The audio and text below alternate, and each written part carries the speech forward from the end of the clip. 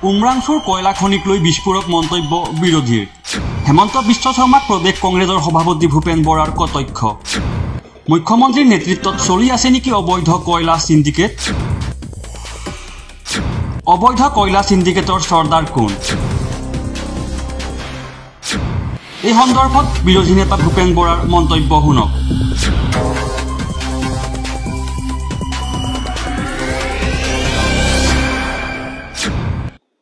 অবৈধ কয়লা সিন্ডিকেটৰ সৰ্দাৰ কোন সত্যৰ সন্ধানত বুলি আমাৰ থাকিব শিৰোনামা আৰু কয়লাৰ অবৈধ সিন্ডিকেটৰ সৰ্দাৰ কোন এই শীৰ্ষক গোটেই জিলাৰ হেডকোৱাৰ্টাৰত অৱস্থান ধৰ্মঘট কাৰ্যসূচী আমি ঘোষণা কৰিছো জিলা জিলা অৱস্থান ধৰ্মঘট হ'ব অবৈধ সিন্ডিকেটৰ যিজন সৰ্দাৰ আমি সবে অনুমান কৰিব পাৰো আমি জানো যে সিবিআই এই সময়ত চকুমুদি আছে পুলিচ এতিয়া চকুত কাপোৰ বানি আছে গতিকে ৰাইজৰ সন্মুখলৈ আনিব লাগিব অবৈধ কয়লা সিন্ডিকেটৰ সৰ্দাৰক আমি ৰাইজৰ কাঠগড়াত থিয়কাই দিম আৰু অনতি পলমে যদি দেৱলাল গালুছাৰ সহধৰ্মিনী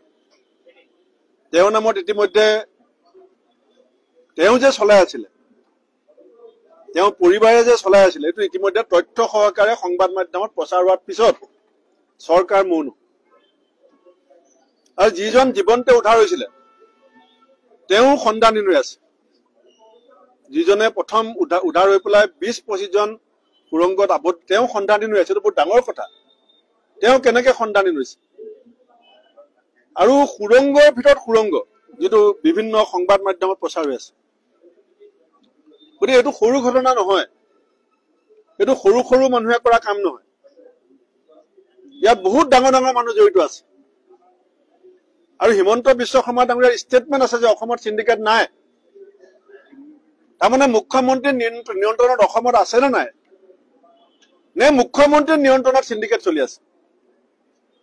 দুটা প্ৰশ্ন আহিছে কাৰণ মুখ্যমন্ত্ৰীয়ে কৈছে যে সিন্ডিকেট নাই এতিয়া মুখ্যমন্ত্ৰীয়ে কৈছে যে ইলিগেল সিন্ডিকেট আছে তাৰমানে অসম হিমন্ত বিশ্ব শৰ্মা মুখ্যমন্ত্ৰীৰ নেতৃত্বত নিয়ন্ত্ৰণত আছে নে নাই যদি নিয়ন্ত্ৰণত আছে সিন্ডিকেট তেখেতৰ নিয়ন্ত্ৰণত আছে আৰু যদি তেখেতৰ নিয়ন্ত্ৰণত নাই তেখেতে অসমত কি হৈ আছে নাজানে দুইটা ডাঙৰ কথা গতিকে আমাৰ কালিলৈ জিলা জিলা অৱস্থান ধৰ্মঘট হ'ব হাজাৰ হাজাৰ কংগ্ৰেছ কৰ্মীয়ে ভাগ ল'ব পঞ্চায়তৰ যিসকল প্ৰাৰ্থিত্ব প্ৰত্যাশী ৱাৰ্ড মেম্বাৰ কাউন্সিলৰ জিলা পৰিষদ মেম্বাৰ আমি তেওঁলোককো টাৰ্গেট দিছো তেওঁলোকো কালিলৈ সদলবলৈ আহিব প্ৰত্যেক নিজৰ জিলাত আমাৰ প্ৰতিগৰাকী জেনেৰেল ছেক্ৰেটাৰী এপিচিচি ভাইচ প্ৰেচিডেণ্টে